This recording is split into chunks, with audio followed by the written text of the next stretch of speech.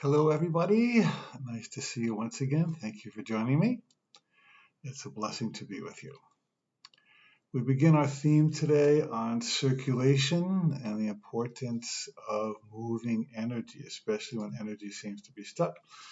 We have a couple of really good stories from our viewers. Please write your viral acts of kindness stories in the comments section after the video is posted. Two good ones today. One is from Liz in Australia, one of my coach graduates, and she said that she was observing a line of hungry people waiting to receive a subsidy from the government to get some food, money to buy some food. And she said a man was walking by and he saw this long line, and he went to his bank and he withdrew $10,000 and gave everybody in line $100. And he said, my reward was seeing the faces light up. That is a viral act of kindness. That is an act of circulation. We have another good story from MI Initials. The person said, I sent a card to my financial advisor when this started. I told him I trusted him completely and I knew we were in good hands. I know God is in charge. We spoke yesterday and he said it really made his day better. Also, our cruise was canceled. One of the excursions asked if they could pay us back in June because they were really hurting financially. I emailed back and told them that it was no problem. They didn't have to pay us back ever. I love doing random acts of kindness. And I love you. Thank you so much for doing this series. Well, that's a fabulous testimonial. Thank you. So today we're going to talk about the importance of keeping energy moving, including keeping money moving at this time. There are two major fears that most people have. One is getting sick, and the other is of losing money because the economy is shut down somewhat. Let me tell you a really good Tony Robbins story. When Tony was a young man, before he became the Tony Robbins we know, he didn't have much money. He was down to just a few dollars. And actually somebody owed him $1,000, but the person was hedging on repaying. So Tony had, I'll say, $30 or whatever in this to his name. And he went to a restaurant, I guess it was a buffet, and he got himself a little lunch and he had just a few dollars left. And he saw a young boy, I'll say 8 years old or so, maybe 10, out to lunch with his mother. And he was so kind to his mother. He held a chair for her and he's respectful and he got his mother food. And Tony was so impressed by this young boy that he reached into his pocket and he gave all the money he had left in the world, a certain amount of dollars, to this boy and said, you're a fine young man. I want to support you, take care of you and your mother. And Tony said, in that moment, I became an abundant being. He said, in that moment, I understood the true meaning of abundance, which means that you're abundant when you can share, not just when you hoard. So there's a mantra, an affirmation that I often give, and I want to give it to you today. You might want to write it down. You can replay the video. Every dollar I spend enriches the economy, blesses everyone it touches, and returns to me multiplied. I know somebody who used to write that on her check. I'll say it again. Every dollar I spend enriches the economy, blesses everyone it touches, and returns to me multiplied. Now that is a vision of circulation. I knew another lady who she had the habit on her checks, on the memo line, writing, bless you. May God bless you. And it came April time, and she was writing her check to the IRS, and it came time for her to write the bless you. And may God bless you. And she thought, well, do I really want to bless the IRS? And she said, well, sure. Maybe they need it more than anybody else, because a lot of people don't like them. So she wrote, may God bless you, on her minimum line. Well, she forgot about it. She paid her taxes. A month later, the check came back, the canceled check, and she happened to look on the back, and somebody wrote on the back, "And may God bless you as well." So her contribution to the national economy found its way to the heart of somebody who was blessed by receiving that money. Now, I doubt many people write "bless you" on their checks to the government, but she decided that the government was not an exception to circulation and blessing. So let's reframe money as an opportunity to pass love around. Now, there's a couple books called Money Love and Money is Love. And what they do is they equate money with love. And they say how you deal with money is how you deal with love. And it's actually true. So if you're protected and withholding and resisting love, you will protect your money.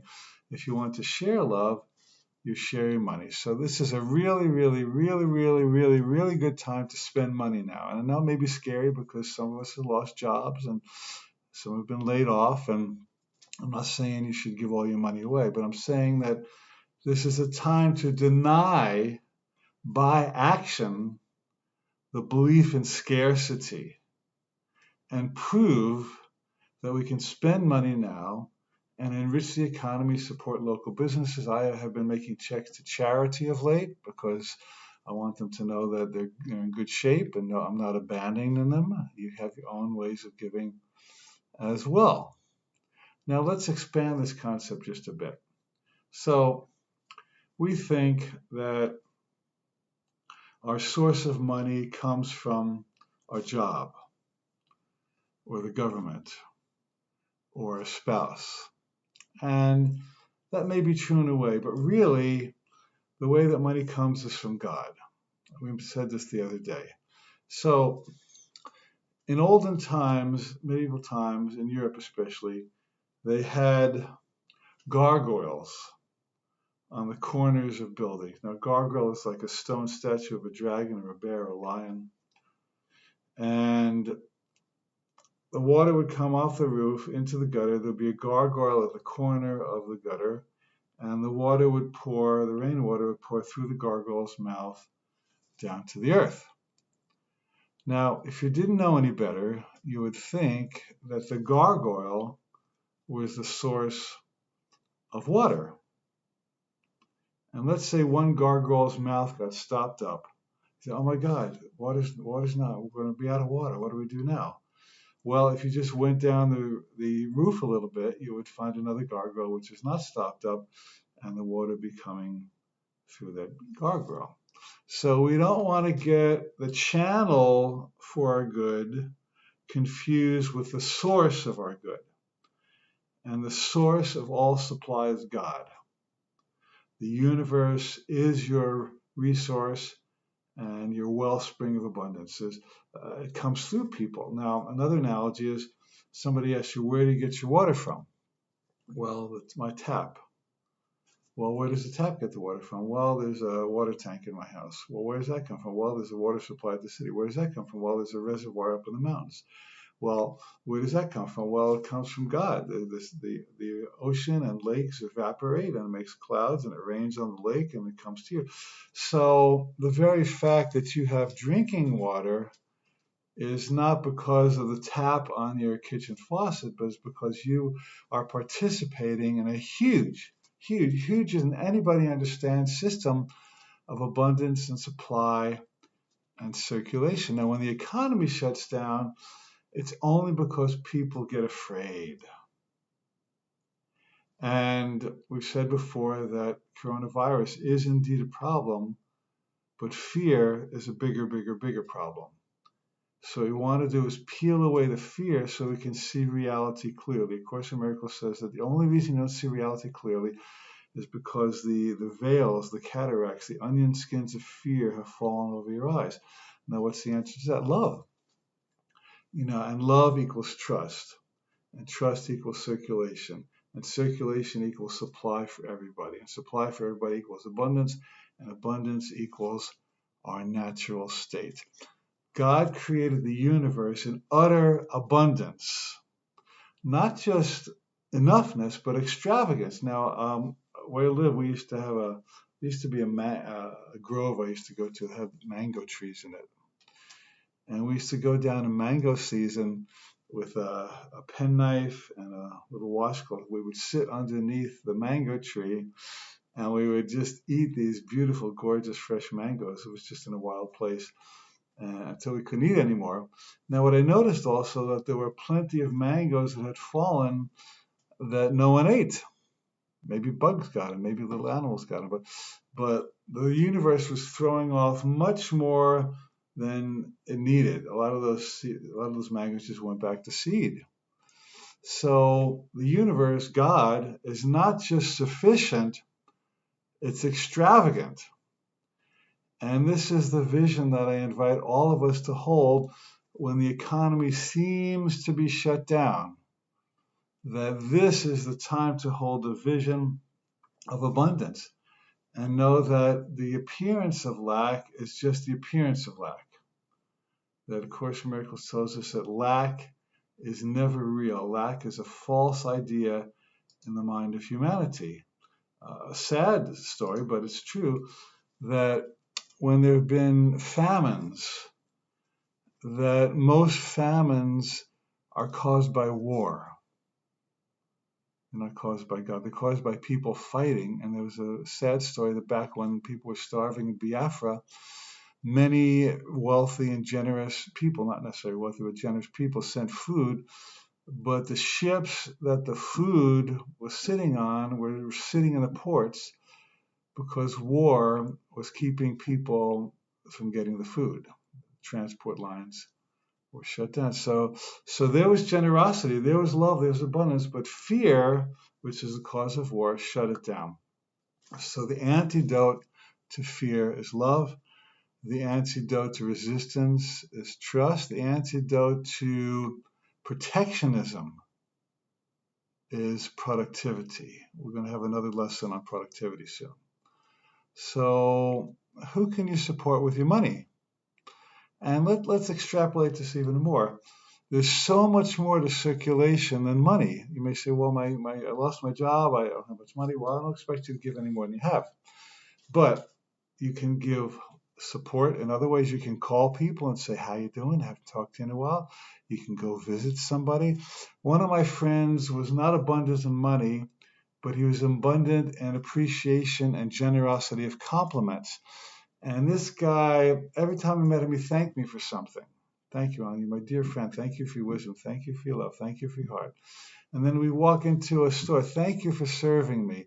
Thank you for this great food. Thank you for being a bright light on the planet. He would just walk around, and he was like the aloha salesman of generosity. And he didn't give out money, but he empowered people a lot more than money might empower them. So if you can't circulate money, circulate something else, circulate gratitude. I knew a man named George Emery, and he lived at this retreat center in Loveland, Colorado, where I did a program. And George, in his later years, had Alzheimer's. And he would go around the retreat center to the residents and the visitors, and he would just love people. He came up to me, Alan Cohen, you're just a bright light on the planet. My heart is open in your presence. Thank you.